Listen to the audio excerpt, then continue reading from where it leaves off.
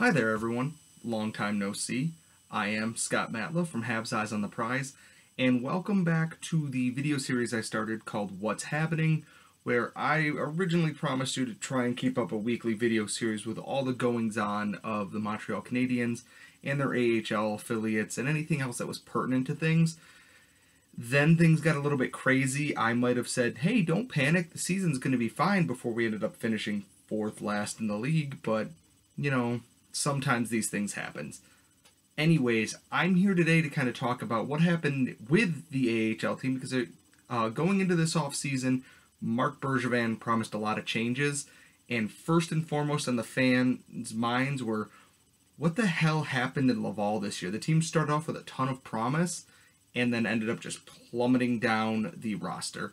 So let's just jump right into that. What actually happened was that they decided at the end of the season, after a little bit of debate, locker cleanouts and all that good stuff, that head coach Sylvain Lefebvre would not be returning to the team. This isn't new news. This is just me trying to recap and get into that off-season mood here.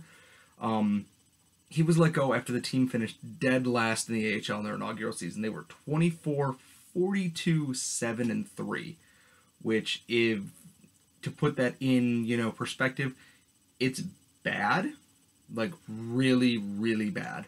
And as someone who clearly loves the AHL, I can easily say that watching this team for most of this year became a struggle by the end of it. It's, okay, which random call-up or which random tryout is skating on the top line next to Chris Terry and Adam Cracknell? There were bright spots. Chris Terry won the AHL scoring title on the last place team in the league, despite missing a dozen or so games this year.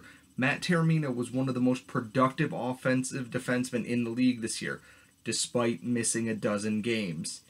And yet, Adam Cracknell almost hit 30 goals. Nikita Scherbak played at a point-per-game pace.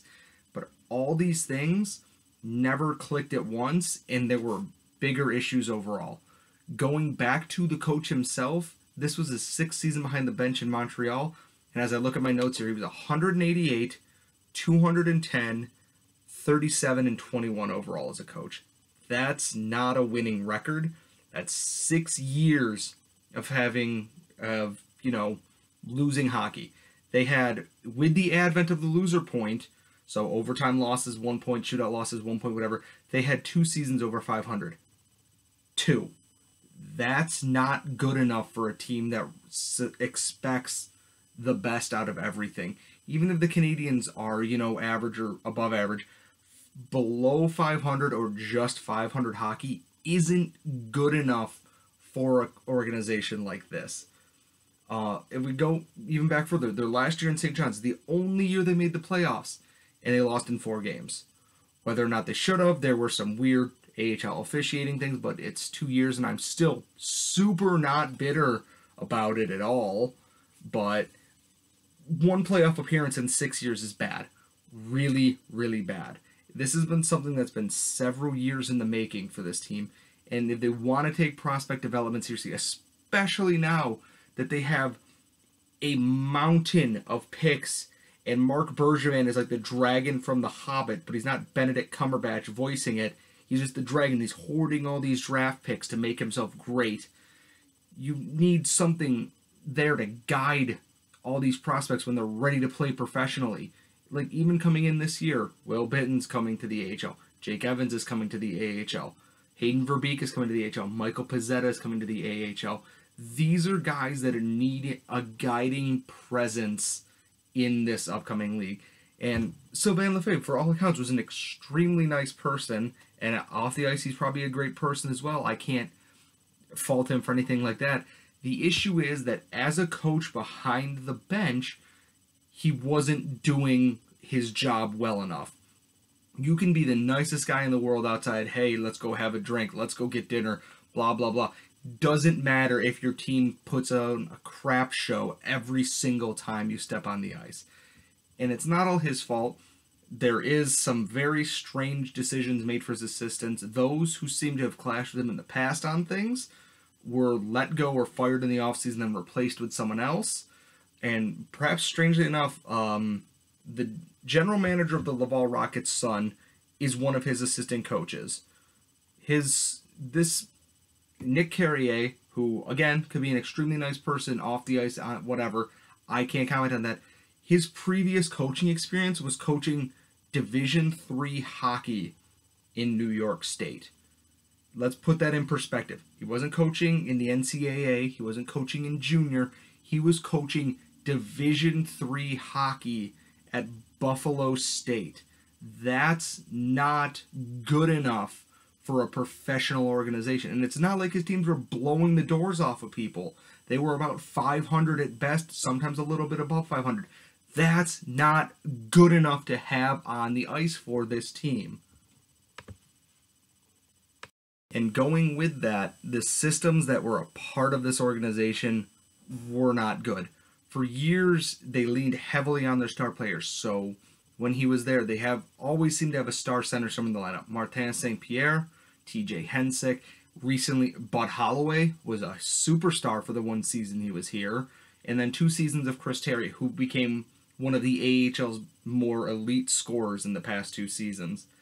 They rely heavily on those scoring guys and then hope that there's some depth there. On defense, they made a big step forward this year. They lost guys like Morgan Ellis, and they're losing other in the past. And what they did is they went out and they got the guy in the AHL to play defense. That was Matt Taormina. He was phenomenal this year. He's a great offensive puck mover. He gets the puck and points happen. You don't win multiple Eddie Shore awards and you don't finish with almost 50 assists without being good at what you do. The issue is the system that surrounds all these players as a whole isn't good at all. Too many times do I watch Nikita Sherbak or Chris Terry or Charles Hudon, Sven Andrighetto when he was there, go down the ice and then watch the defenseman kick it off the glass, out, and hope their player made a play on it down the ice. That's what I saw too much of. When the team was healthy in Laval this year, I saw guys like Tom Parise, Noah Juleson, the aforementioned Taormina carry the puck out, get it into the neutral zone, and look to make passes and make plays happen. The issue is that one of them goes out injured, and it's back to, well, Brett Lernout and Eric Jelinar on the top pairing. They can't skate as well with the puck. Off the glass and out, off the glass and out, airborne through the neutral zone, hoping you don't ice the puck and someone makes a play on it. You know what happens on that? You usually don't get the puck back at all. Not a great system to have. And then above everything else, power play, great. You got Chris Terry, who could either work the point or work the half circle or work the face-off circle. You got him the puck and watch the red light go on. I can't complain about that because you saw it coming. And the minute that puck went across the zone, Chris Terry, you see him, he drifts over, and you're like, well, there it is. Then you go, boom, and you watch the puck go that way, and it's like, hey, look at that. He's got 30 plus of those this year, guys. Maybe you should cover him. But it's like Ovechkin, I guess, in that no one decided to stop it at any point in time. They just kind of went, oh, well, this might as well just happen. The big issue, especially this year, the penalty kill. Oh, dear God, the penalty kill was bad. Dead last in the AHL. I believe they were 6th highest in penalty minutes overall, 3rd in the Eastern Conference, if I'm not wrong. They were somewhere in the upper echelon there. Not good enough. If every time you take a penalty the light comes on, you have an issue. I can almost count on all my fingers and toes the amount of times that an opposing team went to the power play and scored before I could send out a tweet about the opposing team going to the power play. Less than 10 seconds for a goal against was a common occurrence this year. And that's a combination of defensive zone coverage, the goalie struggling this year, and the system just not being good enough. And whoever was in charge of that system should not be coming back this year. You've got defensemen screening their own goalie. You've got systems where there are 2 guys sitting here, and then back in front of Charlie Lindgren or Michael McNiven or Zach Kelly is a guy going, oh, well, hey, I guess no one's going to cover it. Hey, look, I scored a goal, At what point does that get corrected? It wasn't corrected after 10 games, wasn't corrected after 20 games, or 30, 40, 50, 60, 70. It doesn't matter. It never got any better. I'm not saying they need to have an elite penalty-killing team, but for the love of God, give your goalie a chance on the ice. So now the real thing is, what's next for the AHL? They need a new coach. They might need new assistants. the roster's more or less set, and they're getting a nice, healthy infusion of prospects, like I said, with Evans, Bitten, Verbeek, Pizzetta, any free agents they sign, anyone who might be drafted this year.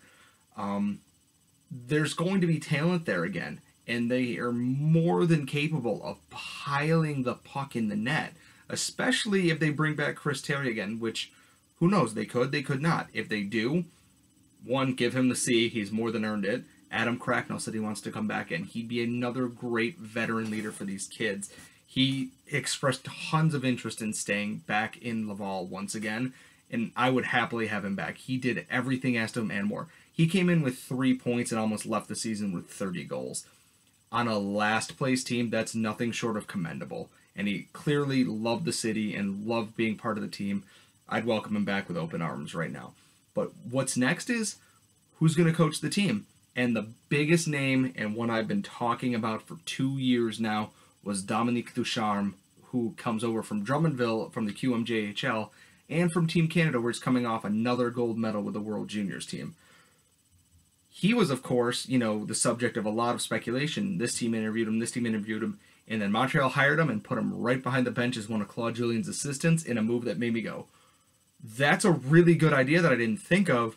Okay, who's going to coach in the AHL now? Because Ducharme was head and shoulders my top choice for that.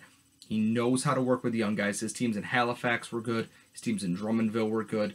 He, obviously he coached World Junior teams and won gold medals with them in a short period of time. He clearly knows how to work with young prospects and get the most out of them.